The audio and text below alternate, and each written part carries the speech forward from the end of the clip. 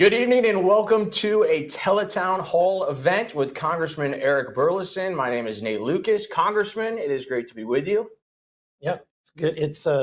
I'd rather be home, but it's good to be here with you. At least the temperatures got into the 50s today in DC, so the sun was out, which is a blessing because not often does the sun shine on Congress. Yeah, no, it was. I think it was 30 degrees whenever I left Springfield. So, yeah, if you grew up in Springfield, if you don't like the weather, just wait. It's going to change. Absolutely. Well, this is a town hall event. It gives an opportunity for every constituent across your district to call in and ask a question. We don't want to waste a whole lot of time because there are thousands already of participants holding on the line that are waiting to ask questions. But I think it would be fair to offer you a brief opening statement. The first half of the 119th Congress, the one big beautiful bill is really the staple that you guys were able to accomplish. Yeah, that was a monumental bill. There was a lot of things that were put into that package, that reconciliation package. And reconciliation is a process that it is something that Congress can use in order and does use in order to pass major pieces of legislation where it's difficult to get 60 votes in the Senate. The Democratic Party has done that quite often. This is the reason why we have Obamacare. It's the reason why we had the Inflation Reduction Act and the Green New Deal. All of that stuff was passed by the Democrats under what's called reconciliation.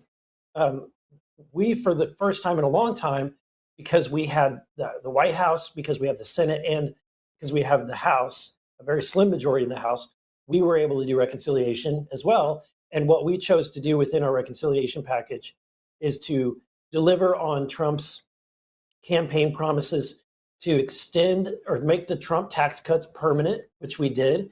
Had we not done that, most all taxpayers would have, on average, experienced at least $3,000 or $4,000 as a increase in your taxes, as opposed to making those permanent. In addition, we cut taxes on overtime. We cut taxes on tips. We cut taxes on retirees.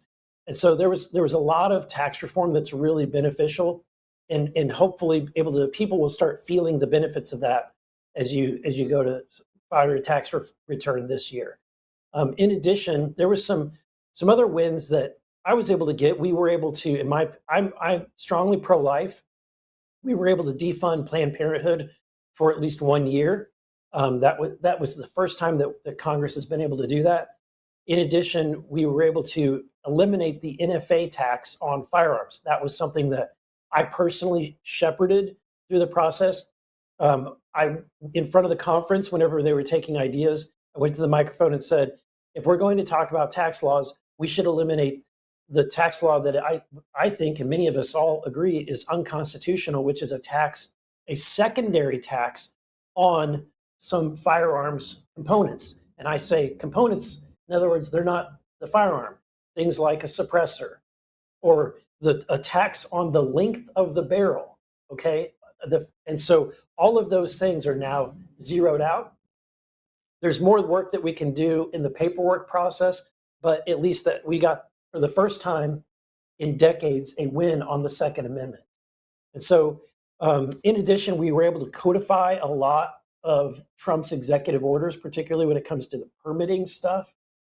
Permitting, under the Green New Deal, there was a lot of EPA requirements that we were able to reduce some of those regulations.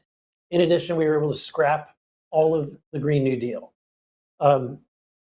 which has really been harmful and detrimental to our energy grid in the United States, and the reason why we have increasing energy costs.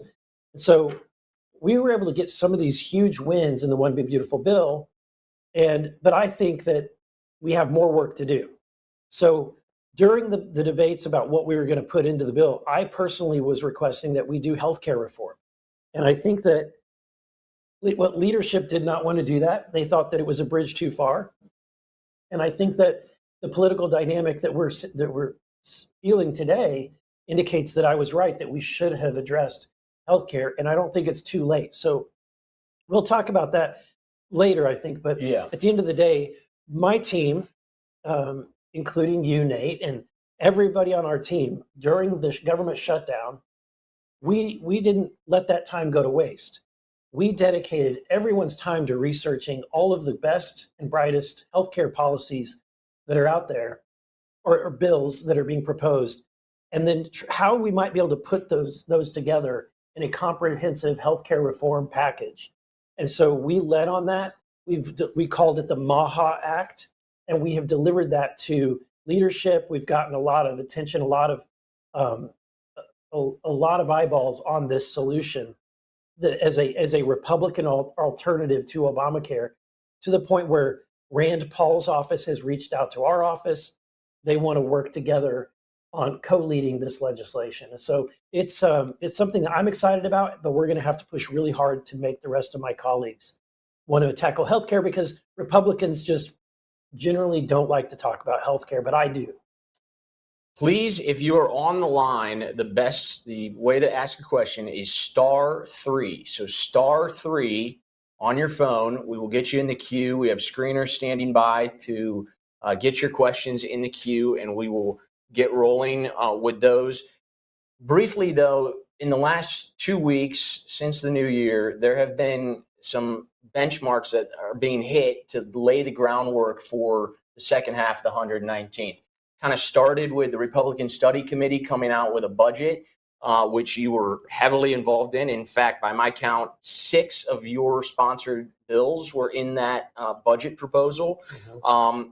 House Freedom Caucus sent a letter to leadership outlining many of the campaign agenda items that Donald Trump has fought for, that everyone ran on, that still need to be implemented into law. And then just this morning, the Republican Study Committee, yourself included, had a press conference announcing the framework for Reconciliation 2.0, which would be huge if you can get it done in the second half of the Congress.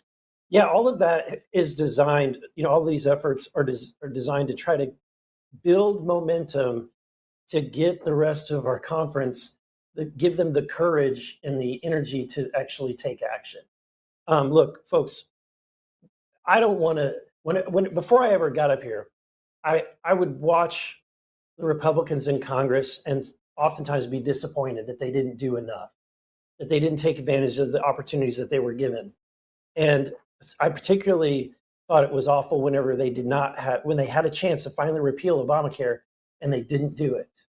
And so, to me, now that I'm here, I'm doing everything I can to avoid that kind of, disappointing the people back home who sent us up here. And so we're doing everything we can to try to build momentum so that we deliver and make sure that we take advantage of this precious opportunity that we have to actually get some wins for the American people. And affordability is the top of that list. Yeah, healthcare affordability, housing affordability, trying to get prices down, because at the end of the day, and you've spoken a lot about this on various media that you've done, but people are still feeling the impact of runaway spending under 4 years of Joe Biden and Kamala Harris and the Democrats. And they just, the expenditures were outrageous. And so trying to get those economic wins back under control, you have a little time, but people expect results. They do. And you talked about runaway spending. The truth is, the best thing that we could do to make homes more affordable again and reduce interest rates or on people's mortgages is for Congress to control spending.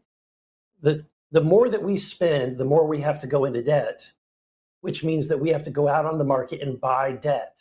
When the federal government is buying debt and we're the number one purchaser of debt, then we're competing with, home buyers, mm-hmm. or small business owners that want to take out a loan to grow their business.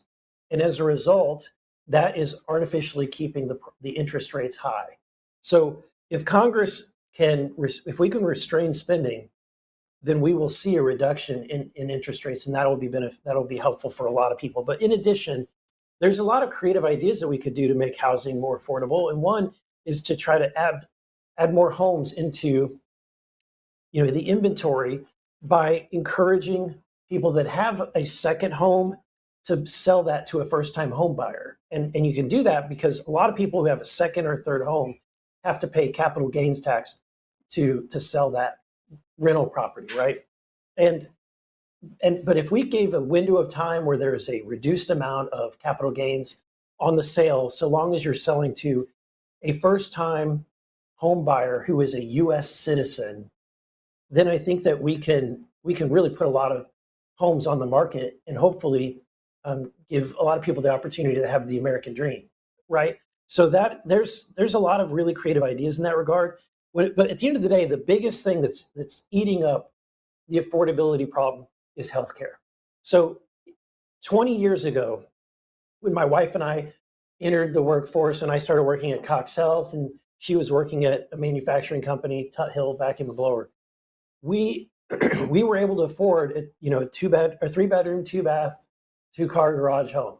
And we were able to afford the mortgage. At that time, the premiums for family insurance was around $6,000. That was the average annual premium. Today, that cost is $27,000. So for a family, the average family in America is paying $27,000 in premiums between you and your employer. This is why people can't afford to buy a home, and I'll explain why. The average cost of a home has pretty much followed or tracked with the rest of inflation, but healthcare has not. So if the healthcare industry or the cost for insurance premiums had followed normal inflation, a family would only be paying around $11,000. Wow. Okay, but it's instead of the $27,000 that they're paying today.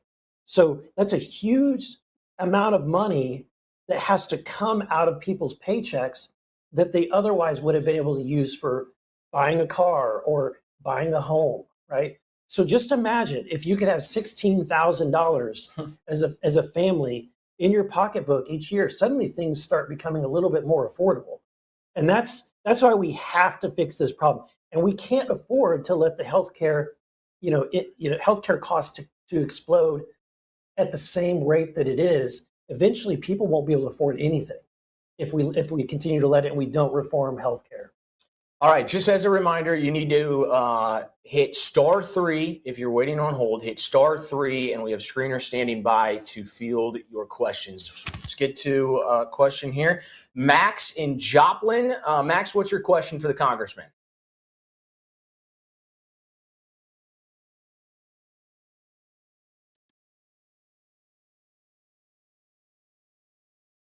Go ahead, Max. There we go. I apologize about that. Yeah, No worries. I wanted to get some more specifics, if I could, on what it is that you guys really want to do about healthcare. And the reason I asked that, my wife and I were shocked to see that our premiums for this 2026 year were going up by $1,000 almost a month on our employer plan. And that's our premiums after the employer pays for most of it. And that is for a terrible plan, to be frank. It's for a plan that has an enormous deductible, so we get almost no benefit from it at all. It's frankly unworkable for us. And I know a lot of people that are just opting out. They're just going uninsured in the workplace because it's just not accessible to them. And I think that any person who represents Americans who doesn't think that's a priority, they're just so out of touch as to be, laughable. Well, thank you for the question, Max, and I'm glad that you asked it because I feel this exact same way. I care about the cost of healthcare because I worked in healthcare for 20 years, and then serving in the Missouri legislature, serving on many like the Health Insurance Committee, serving on the Committee for Licensure and Professional Registration. Gave me a lot of insights. And then I also served on the board for Missouri Consolidated Insurance. So I've seen it from multiple perspectives. And Max, I'll tell you, when they passed Obamacare, it really created a lot of these problems because it forced people to purchase insurance that they don't necessarily want and they don't really need. So in the healthcare marketplace, and I'm going to nerd out a little bit, but the healthcare is like any other product in the normal marketplace. And it is governed by the laws of supply and demand. So the prices are governed by the typical supply and demand curve. The problem with healthcare is that we have artificially forced people to buy more than they really want or need. So we've boosted the demand, which causes prices to rise. And then in addition, we've throttled back, or we've controlled the supply of healthcare to people in the community. And we've done that by limiting the number of medical school slots in the United States. We've done that by limiting the number of residency slots that are available. We've done that by restricting what a healthcare provider or a mid-level provider can do, and saying that only a doctor can perform all of these duties. So, for example, in other countries, if you go to Europe, a lot of the drugs that you get at a pharmacy, you don't need a doctor's prescription. The pharmacist can simply dispense. But in America, we really have doctors have become a gatekeeper for a tremendous number of drugs.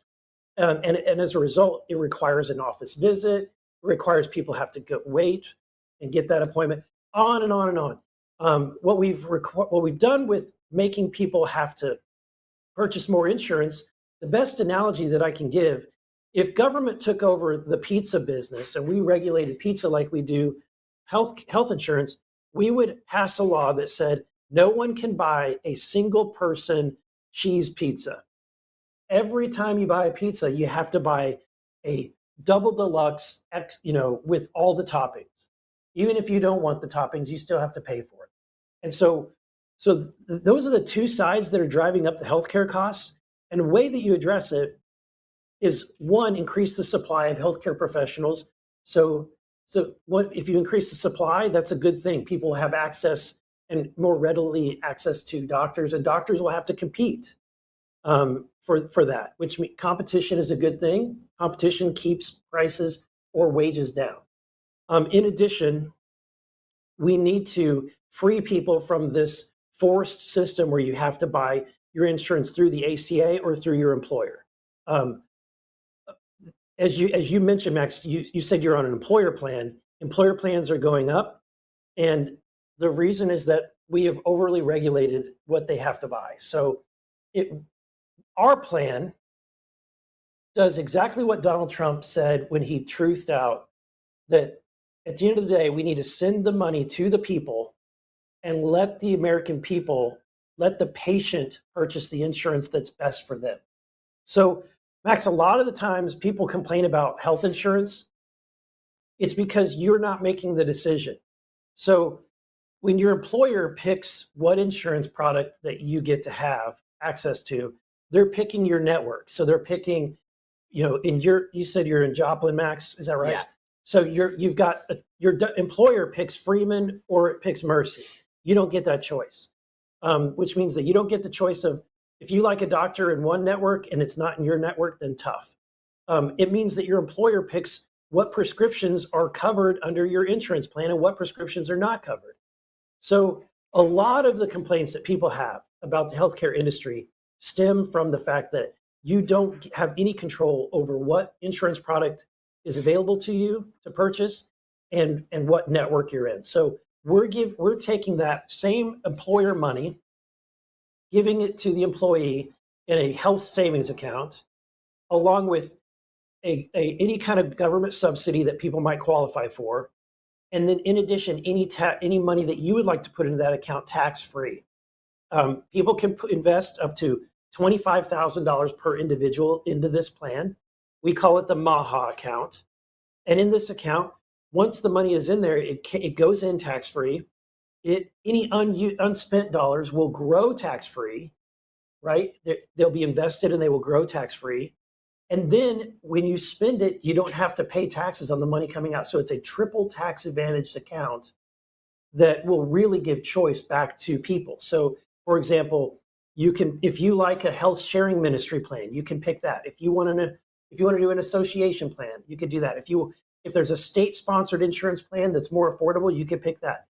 This will radically change the marketplace for insurance in a way where insurance companies are going to be competing for your dollars. They're going to want to make you happy instead of constantly declining you and putting you through all this paperwork.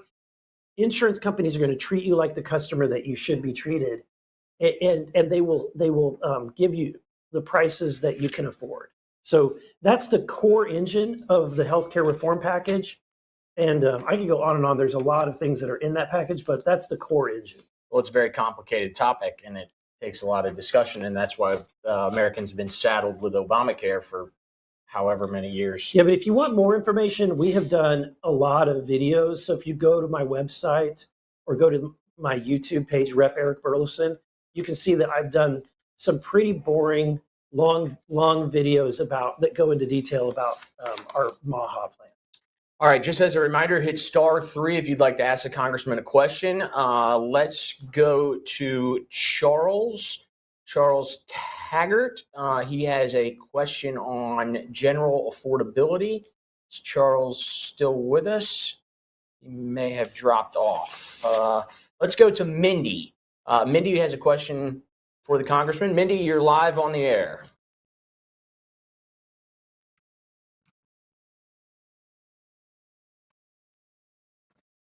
Mindy, are you with us?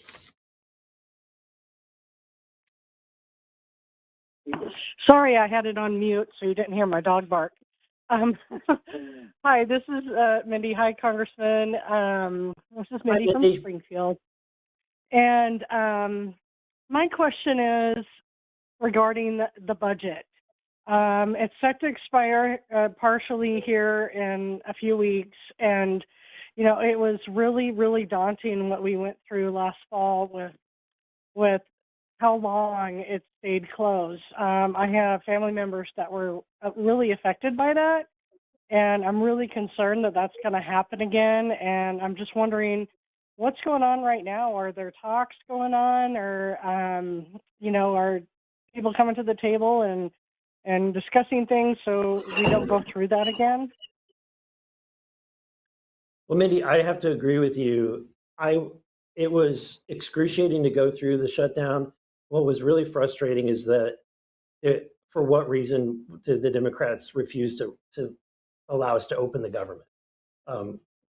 I voted to keep the hard part of the whole thing was, for me, voting on a continuing resolution to continue the Democrats and Joe Biden's budget for the previous year.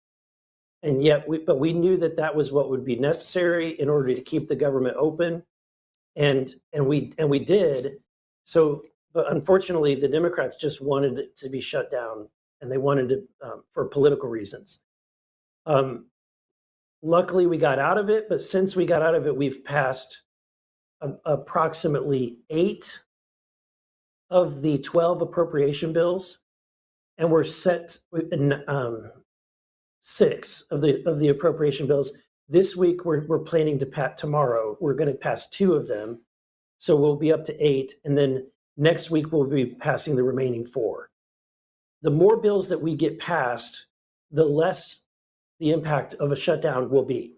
And so that's why I think that the odds are that the Democrats are not going to be willing to do another shutdown, because they don't have as much leverage as they did before, because they're not shutting everything down. They're shutting down half of the government, if not less than half of the government. So we think that at the end of the day, we'll get these appropriation bills through. There may be a continuing resolution if we're not able to pass the 4 bills next week.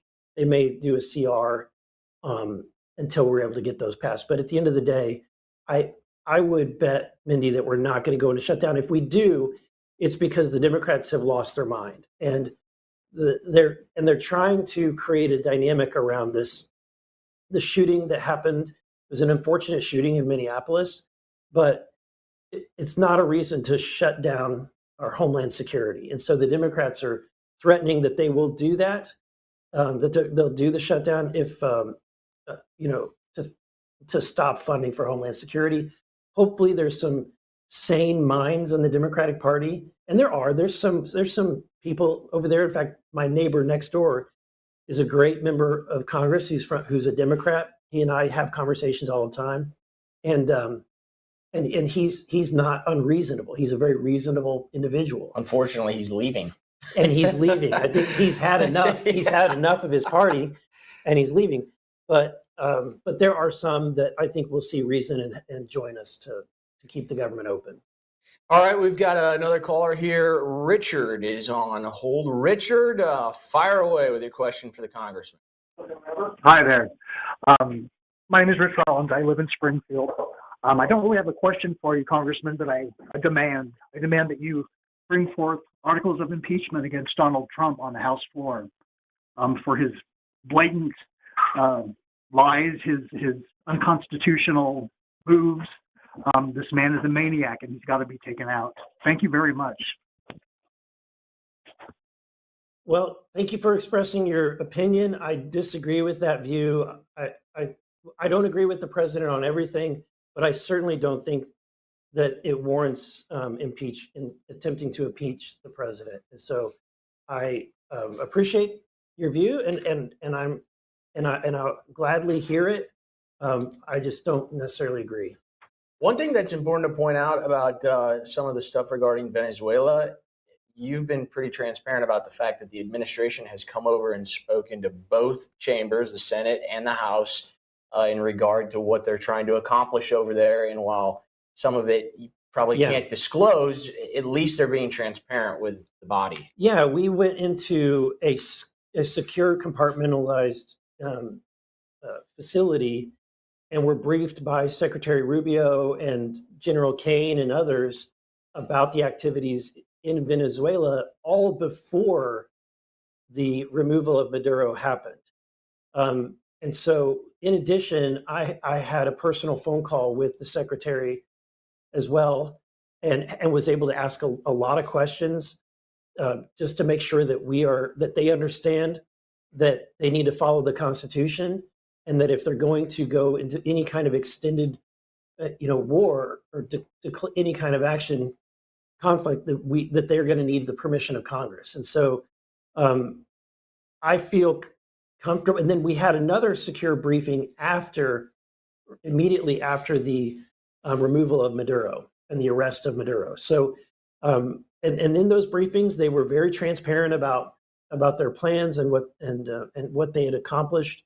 And so the notion that the president is acting completely rogue without input from Congress is not accurate at all. In fact, the Democrats who were also brought into these briefings have no leg to stand on to say that the president did not seek their input. All right, back to the phones. And as a reminder, hit *3 to be screened to ask the congressman a question. We've got Crystal on the line. Crystal, what's your question for Congressman Burlison?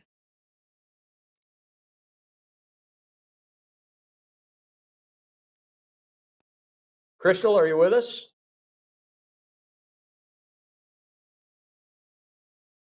She did have a question about the capital gains tax, it looks like, in regards to housing affordability. Yeah, so that's why I like of all the ideas that have been presented, I like the idea of reducing the capital gains tax. Look, I'm not a fan of capital gains taxes. And the reason is because, and I'll put it this way, when you buy, if you bought land 50 years ago, if you bought 50 acres of land, the value of that land was 50 acres. The dollar value would, at that time, maybe you paid $50,000 for that. If you sold it today, you could probably, let's say you got $500,000 from that land. But at the end of the day, you're still worth 50 acres. The government, the reason why the money is that you're able to sell it for more is because your government has inflated your dollar, meaning that your dollars don't go as far as they once did, meaning that you have to use more dollars to buy the same good. At the end of the day, your net value, your net worth did not go up because, it was adjusted for inflation. To me, capital gains tax is a tax on government's own inability to control spending. And they tax you for the gain or the inflated costs of the property that you have. So that's why, of all the ideas, I do support reducing or eliminating the capital gains tax. Okay, before we get to Jason, we've got a poll question that we can ask the audience. Let's see here. Let's go with this. Poll question number 1, Congressman. Okay, you can read that. Yeah. Poll question number 1. Should Congress be required to balance the budget and stop passing trillion-dollar spending bills that add to the national debt? Press 1 for yes, press 2 for no, or 3 for unsure. So I'll repeat the question. Should Congress be required to balance the budget and stop passing trillion-dollar spending bills that add to the national debt? Press 1 for yes, 2 for no, and 3 for undecided. All right, back to the phones. And again, if you're on hold, please hit *3 to ask Congressman Burlison a question. This is Jason, has a question on the NFA tax, which you've been very vocal about recently. Go ahead, Jason. Yeah, my question was, again, about the Suppressor and Short Barrel Act. You were talking like you eliminated it, and it wasn't eliminated. It was brought to zero, the dollar amount for the tax stamp. The original language of the bill would have actually would have eliminated and essentially gutted the NFA. And for some reason, Republicans caved on it. My question is, why did you cave on the stronger language and accepted just a $0, which the Democrats are just going to raise up to God knows how much when they take control of the House and Senate? So why did the Republicans cave on that? And what are you doing what are you doing in the future to actually get that stronger language and the NFA gutted? Well, Jason, thank you for the question. And I'll go back. When I made my comment at the opening, I said that we were able to reduce or eliminate the tax, but we still have work to be done on the registration process. I want you to know that I was of the 220 members of the Republican Party, I was the one member that was making this. I was the one that floated the idea originally to all of conference and then pushed that idea to becoming a reality, and was extremely frustrated, more frustrated than anyone that the Senate parliamentarians stripped out the language that eliminated the registration process. When it came over here from the Senate, and the Senate assured us that there's no way that they're going to be able to override the parliamentarian, I was willing to hold up the bill until we got some kind of commitment along with some other commitments. And this is one of the reasons why, Jason, you might have been getting text messages on the day that we passed the One Big Beautiful Bill all the way up until 2-3 o'clock in the morning. They were trying to get my vote. And in the course of that time, I spoke with the people from the Gun Owners Association of America and some other pro-Second Amendment groups who said that if the registration, if we pass this, they said basically, go ahead and pass this because it sets them up legally for a court challenge, because originally that tax or that registration was only deemed constitutional because it's a tax and Congress has the right to tax. So now that there's no longer a tax, the gun groups that we spoke to said that they strongly believe that they will be able to get that thrown out by the courts. To me, that wasn't quick enough because I don't want to wait for a court process. So one of the conversations that we had with the White House was that if there isn't momentum in the courts, will the White House agree to do an executive order to instruct the ATF to no longer require the registrations? And so I have had multiple conversations reminding them that that's the case. They want to give the court, they want to give a little bit more time before the White House has to take action. But one way or another, Jason, I am confident that that is going to either be struck down by the courts, and if it's not, the president is going to take executive action. Now, that's not ideal. I would prefer that it be done in law, but at the end of the day, we've made progress. I wish I could say that we've completely eliminated it, but we're working towards that. So we have some results from the first poll question. Should Congress be required to balance the budget and stop passing trillion-dollar spending bills that add to the national debt? Pretty telling response. Yes, 88%. 88%. It goes to show you that DOGE is still extremely It is popular, and I'm glad to hear that because I was a big advocate for a balanced budget amendment when I was a state lawmaker and was the sponsor of the balanced budget amendment. And then now that I'm in Congress, I'm a sponsor of the balanced budget amendment. So glad to know the district is behind that. Smart people in the district. Okay, well, I don't know how Linda voted, but Linda's got a question for you, Congressman. Go ahead, Linda. You're on the line. Hi, this is Linda Clark, and I'm in Springfield. And I have been really frustrated for the past year that it seems like Congress has shirked their job of providing a checks and balances with the Trump administration. You mentioned earlier that you have been in contact with the administration regarding the strikes on Venezuela. However, all of those seem like they would be actions that would require Congress's permission. Sending money to Argentina seems like that would be something that should be going through Congress. The actions of ICE seem like something that should be going through Congress. And I'm just wondering when is it going to be your time to step up and actually do your job that the Constitution says that you should be doing, which is providing a checks and balances for the other two branches? Well, Linda, I appreciate the question. The reality is that and you may not like this answer, but the president is within his constitutional right to have limited action in when it comes to Venezuela, and I don't believe that he's gone over that constitutionally. In fact, I consider Congressman Biggs, one of the most intellectual constitutional scholars in all of Congress, and he's laid out pretty well. In fact, you whether it's Jonathan Turley, who is a constitutional scholar, they consistently say, and I tend to agree with them when I read it, and I'm not pretending to be a scholar, like a legal scholar, but I think based on the words that he has the ability to do limited action, and presidents have been doing limited action since Thomas Jefferson. And so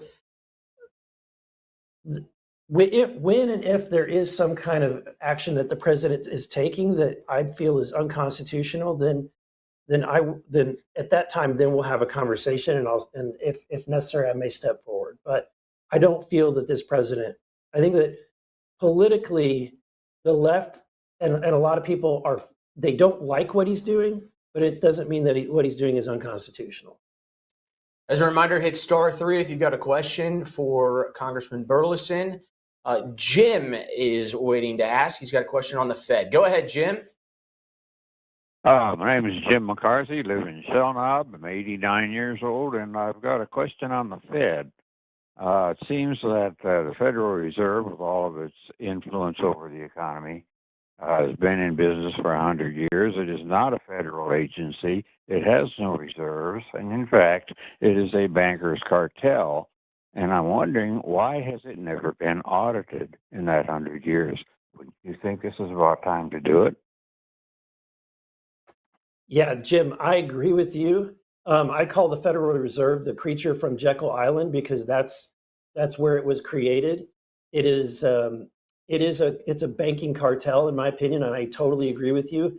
And I would not only support auditing the Fed, which I do. I believe I'm a co-sponsor on Thomas Massey's bill to audit the Fed, but I would vote to end the Fed. I think that we operated as a country for a long time without the Federal Reserve. And I think that we could easily go back to that. So I appreciate the question, and I wholeheartedly support it. People were asking me today, some of the reporters were asking me today, how I felt about the Justice Department investigating Chairman Powell or investigating the Federal Reserve, and I said I'm all for it. I'm 100% behind it. They should be audited. And at the end of the day, I support ending the Fed. Poll question number 2, Congressman. This is, I think, another one that your constituents will like quite a bit. Okay, so this question is: should the federal government immediately end taxpayer-funded benefits for individuals who entered the country illegally. So press 1 for yes, press 2 for no, 3 for undecided. Again, the question is, should the federal government immediately end taxpayer-funded benefits for individuals who entered the country illegally? Press 1 for yes, 2 for no, and 3 if you're undecided. Brian has a question for Congressman Burlison that's along these lines. Go ahead, Brian. Yes, sir. I appreciate everything you do, but I have one simple question. The amount of fraud that has occurred in this country in the past 5+ years, will they be held accountable no matter who they are, whether it's citizens, illegals, government, doesn't matter? And are you going to make sure that tax dollars that were stolen from the taxpayers go back to the taxpayers? Brian, I appreciate the question, and I am appalled at the level of fraud that we've uncovered. I'm on the DOJ committee. We've identified tremendous level of fraud. I think Chairman Scott Bessent came out today and said that it's I think it was like $300 billion a year is identified that's going out to fraudsters. During COVID, there was a tremendous amount of money that was sent because they absolutely just opened up the Treasury and had no restraints and no qualifiers for where they were sending a lot of these dollars. And unfortunately, a lot of it went to criminals in Nigeria, into organized crime out of China, out of Russia. I mean, they were all taking us, and a lot of that is money that we're never going to get back. But the question is, what do we do with that knowledge now? And I would say, if they're in the United States, we can go after them, we can arrest them, and we can send them to jail, and we can take whatever funds are still available. And I don't have the exact count, but I know that they've been doing that with the people in Minnesota. There have been hundreds of arrests related to the fraud that's been uncovered in Minnesota. So the Department of Justice is doing something.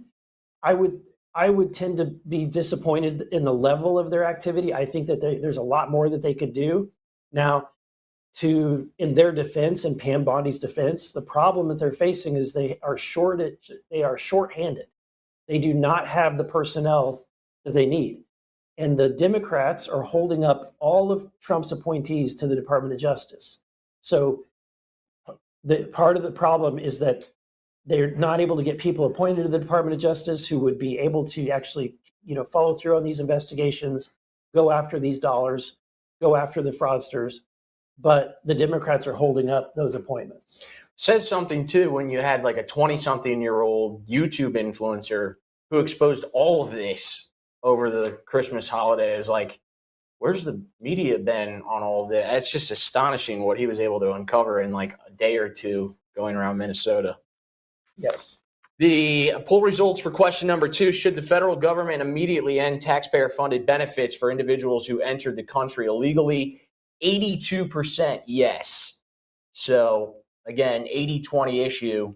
Stop spending trillions of dollars in bills without balancing the budget, and stop funding illegal aliens in the country. 80-20 issues. Pretty telling. There is a bill that's being proposed that hopefully, if we do a second reconciliation package, that would do just that. It would end all dollars, any and all dollars going to people that are here illegally. I believe we have a question here from Courtney on a hotbed topic that the House has already passed. Go ahead, Courtney. You're on with Congressman Burlison. Yeah, this is Courtney Fletcher. I have a question. I know you guys passed the SAVE Act, but to me, that's the most vital thing that Congress needs to do this session. And I think there seems to be some resistance in doing this. I don't understand how they're not having a vote on this. It just seems to be sitting there. I guess I'd like your thoughts on if there's things we can do to push the Senate to get that done, to get rid of the blue slip tradition, which would allow some of these appointments to happen. And then are we talking about any more defunding of the NGOs? Because that seems to be the other big issue here. Yeah, so Courtney, appreciate the question. The Save Act, if anybody wants to look it up, is HR 2022. We passed the House. One of the very first bills that we passed back in April of 2025. Unfortunately, the Senate has not taken it up. So I think that what we're looking at doing in the House Freedom Caucus package that we referenced at the very beginning of the call, and in our basically our framework of what we sent to leadership as the agenda of what we want to accomplish, and we sent that January 5th of this year. The SAVE Act is the number one item on that list. If that gives you an idea where the Freedom Caucus members stand, we absolutely support the SAVE Act. And for those people that are not familiar with that, it's a bill that simply requires a proof of citizenship. So you had to prove you're a citizen of the United States in order to register to vote in a U.S. election. Okay, that's pretty obvious to most people. In addition, it would require voter ID if you're going to be voting in a federal election. We implement same-day voting. In other words, strictly limit any kind of voting outside of the time on the day of the election, and then require paper ballots that are or counting machines that are not subject to online tampering or hacking, so they're air gapped. And also, it reforms the census so that illegals are not counted whenever they're going around determining, how much congressional representation a community might have. So it's an amazing way. I love the bill. I think it would be a game changer for the country, and it would make sure that your vote, that your vote counts. Because right now, with all the funny business that's happened over the last few elections, and the fact that we allow illegal immigrants to be counted in our census alone, it means that you're not getting as much. Your rights are being diluted, and that's why I think we need to pass the Secure American Elections Bill, the SAVE Act. So thank you, Courtney. I appreciate you bringing that up. That's really awesome that you know about that. Most people are not that well in tune with the specific legislation that we're working on. Zach in Springfield has a question for Congressman Burlison. Zach, go ahead. Hi there, Congressman. Can you hear me? Yes. Hey, I just wanted to say thank you for this town hall. This was great. Thanks for doing it. Never had a call before. Got to participate like this, so I just wanted to thank you for that. Missourians, it comes down to this. People want to raise a family, have kids, and have good health care, good health care, and just they want to raise a good family. I think you're doing a good job by representing the people of Missouri. The 80-20. Part of the thing I heard President Trump mention was that he wanted to give money back to the people instead of giving it to the insurance company. Instead of giving it to insurance companies, give it to the people.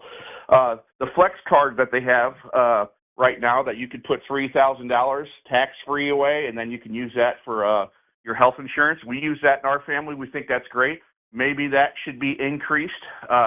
In your bill that you mentioned, hopefully we can do some type of thing like that. Would be great. But it comes down to raising a family and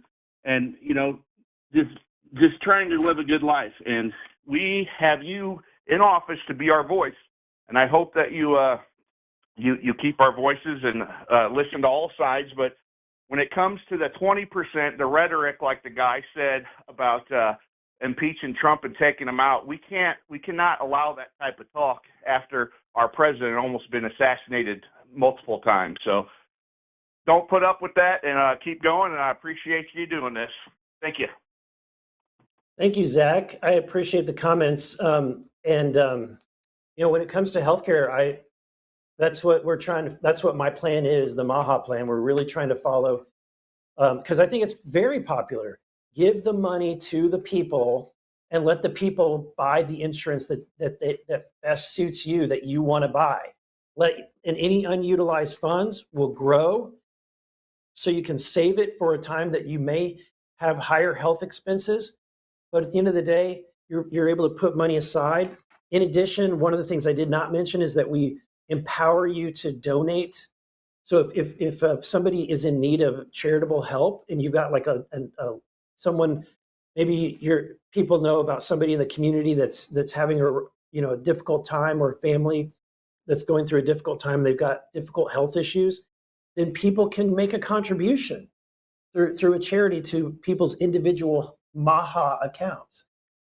Because at the end of the day, a lot of it, at the end of the day, the money comes from you anyway, right? Would you rather be the one that's distributing the charity, or do you want government to distribute your charity? I think people should have direct control over where their dollars go. And if you want to be charitable with it, then you can. And people would be able to, receive the benefit of that. So in addition, Zach, what my bill does is if you've demonstrated that you saved enough money to pay for your deductibles. So, the average deductible is about $5,000. So if you have over $5,000 in your account, then you're able to use the MAHA account to purchase healthy groceries. So unprocessed protein and produce from the grocery store. You can use the money to purchase a gym membership. And at the end of the day, we want you to be healthy, not just insured. People need to be healthy. And how awesome would it be to go to the grocery store and buy steak with pre-tax dollars? I know that every red-blooded Missourian I know loves that idea. So that's what we want to do, Zach. And I really appreciate the comment. All right, our final poll question, Congressman, if you'd like to. Okay. Poll number 3: should parents, not federal bureaucrats, have the final say in their children's education and health care? Press 1 for yes, 2 for no, and 3 for unsure. Again, the question is, should parents, not federal bureaucrats, have the final say in their children's education and health care? If you're on hold, star 3 if you'd like to ask the Congressman a question. We've got Sally in Rogersville standing by. Sally, good evening. Hello. Yes, I was wanting to know about this push to go after Iran and Greenland. Greenland is a part of Denmark, and it's Danish territory, and the Danes have said that we could put any base we want to on there. They're not going to restrict us from putting bases. In fact, the last time that we reduced the bases, it was because the United States requested that the bases be reduced. And, this just blowing boats out of the water and everything, I don't know how Trump thinks that he could get a Nobel Peace Prize when he's bombing people and blowing up boats and killing civilians. We don't even know why. I mean, they don't know for sure that there are drugs on those boats. Why don't they just go pick them up and see if there's actual drugs instead of just, let's just bomb somebody. Let's just go kill somebody. Mm-hmm. Are you there? Okay. Yes, there's a lot there. We'll talk about the drug boats. When we were in the briefing with the Democrats and we got the intelligence briefing, I can assure you that they have enough information to be 100% confident that those boats are drug running boats, and that the people on them, every individual, before they take any kind of kinetic action, they have to have proof that every individual on that boat is part of the cartel and which is designated as a terrorist organization. They are using the exact same procedure or step-by-step protocol that they were using that the Democratic Party was using in the war on terror, and the previous Republican and Democrat administrations have been using against terrorists in the war on terror.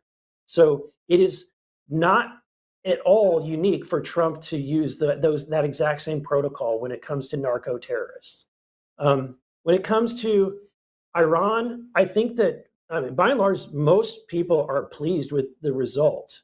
I mean, at the end of the day, we cannot have a nuclear Iran, but we also don't want to invade. I don't want to invade Iran. I don't think the president wants to invade Iran. I think that but the president also doesn't like the fact that Iran is murdering tens of thousands of its citizens. And so despite how angry he is about that, and that we all should be, I don't hear from the president that he's looking to invade Iran. I'm sure that they will do some form of, they can take action that does not require us to actually step foot into the country.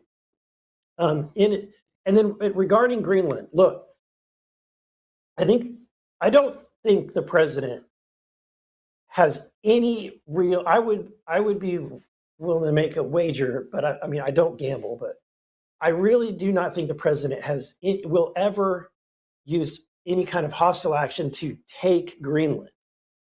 He's the art of the deal guy. He wants to make a deal. And this president has seen what other presidents have done throughout history. When you look at, Thomas Jefferson and the Louisiana Purchase, and I think no one would go back and reflect on that and say that was a mistake or that was not a good deal. It was a great deal. No one would say that when we purchased Alaska from Russia that was a bad deal. That ended up being a fantastic thing for the United States. And the people of Denmark, or the people that live in Greenland, it's a matter of if they want to sell to the United States, and if those individuals have a vote, a democratically, held vote, and they want to sell or become the next 51st state or whatever they want to do. I just think that's the road that if we're going to go down some path, that's the path that the Trump administration is going down. Greenland, it'll be fascinating. New trade route. I mean, the Arctic with the sea melting too. It adds a completely different dynamic in that regard. Yeah, We've got rare earth minerals are important, and Greenland has got a lot of it. We've got our poll results from the third question. Should parents, not federal bureaucrats, have the final say in their children's education and healthcare? It is our most overwhelming yes of the evening. 92% yes. Parents, not federal bureaucrats, should have the final say in their children's education. Now, I honestly have a caveat on that, and I think that parents should have the final say in all things, but I am not a fan of this mutilation when parents want to trans their child. I think that's abuse. I think it's abuse. So, but that was not the question. Well said. There is something though that's in the RSC budget, which we talked about out of the gates, which came out last week. And that is your Achieving Choice in Education Act, and something that you've been heavily invested in as a subcommittee chairman, choice in education, and some really actually cool things in the district that are opening up kind of everyone's eyes in advanced learning and different things that they're doing. You want to? Yeah, no, I mean, at the end of the day, I've always been a supporter of parents having the choice of where where to send their child. And at the end of the day, competition is a good thing. I think it makes our private schools better. I think it makes our public schools better. So, I've always supported that. I was really proud that quite a few of my provisions, the bills that I've sponsored, have been placed into the RSC's budget goals for this year.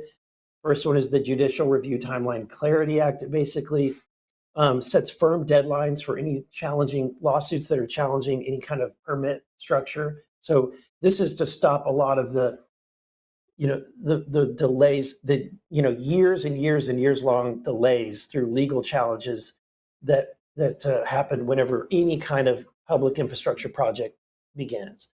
In addition, I have the bill, the Reliable Grid Act, which makes sure that the EPA does not mothball any kind of power plants unless they are able to demonstrate that the grid is going to be reliable. Where I'm ending the money that goes to pay for these electric vehicle charging stations. That's your taxpayer dollars going towards something that most people are never going to use. And so, and the Life at Conception Act. So there's a lot of our bills that I'm proud that are being considered by a lot of my colleagues. All right, we've got a call from Jeff. Jeff, you are on the line with Congressman Burlison. Go ahead, please. Okay, thank you. I'm Jeff Dickinson from Merriam Woods, Missouri. And I think President Trump is doing a great job.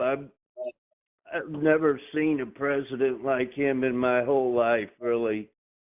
Not even Reagan. But I don't know if he really needs the Congress or the Senate to help him, but I think, he knows that having a majority in both houses, you guys are there to cover his back.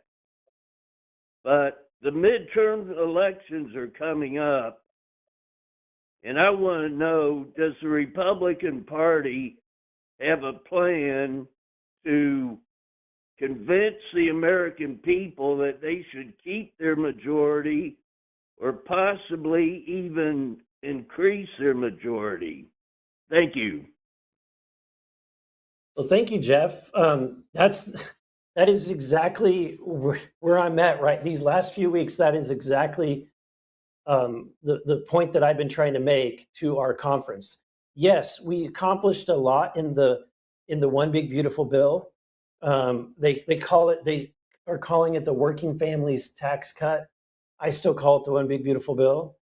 And there was a tremendous number of provisions that were in that bill that are monumental, that we haven't seen in decades and decades.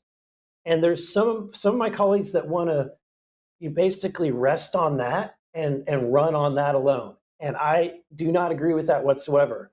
To me, we have time on the clock. We need to try to do everything we can to continue to make this country better again.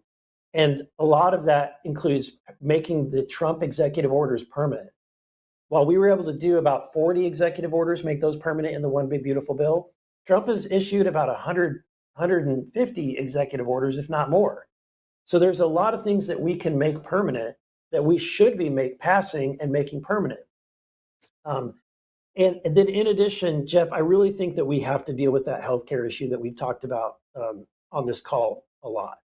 If we can bring down the cost of healthcare and give patients more choice, then I think that we can make a good, strong argument that they should send us back into the majority next year. And so to me, it's go big or go home. This is what I tell my colleagues, is that we can't coast into the midterms. We have to use this time. And so it's the last chance we have. And I think when it comes to healthcare, this is the last chance we will have. And if we don't fix it, we're going to end up with a single payer system, a top to bottom government system that's like Canada. And I don't want to see that happen. My wife's has family from Canada. I've been to hospitals in Canada to visit, whether it was her grandfather that was passing or other family members. And I'm telling you right now, you do not want a Canadian style healthcare system. Well, I think that's a great place to wrap things up, because Jeff, I think, clearly acknowledges that there has been a lot done, but you are a fighter within your own party, and it's important that your colleagues continue to push themselves to find the courage to continue good policy and disregard the politics as we get into the second half of this Congress, because the American people, the affordability issue is not going away. And if they stop listening to pollsters, it would probably be good for everyone, and just focus on good policy for the next 4, 5, 6 months. Yeah. Yep, absolutely. We need to focus. Well, if do our jobs. Amen.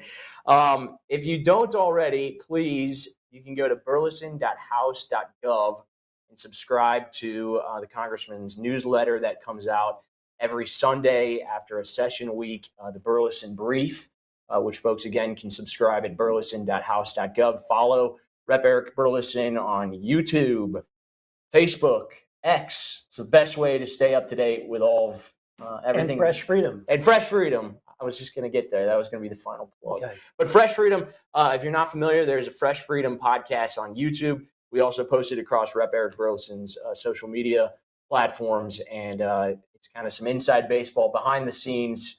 It can get a little wonky, but it's good if you're interested in policy and stay up to date with what the Congressman's doing here in Washington, D.C.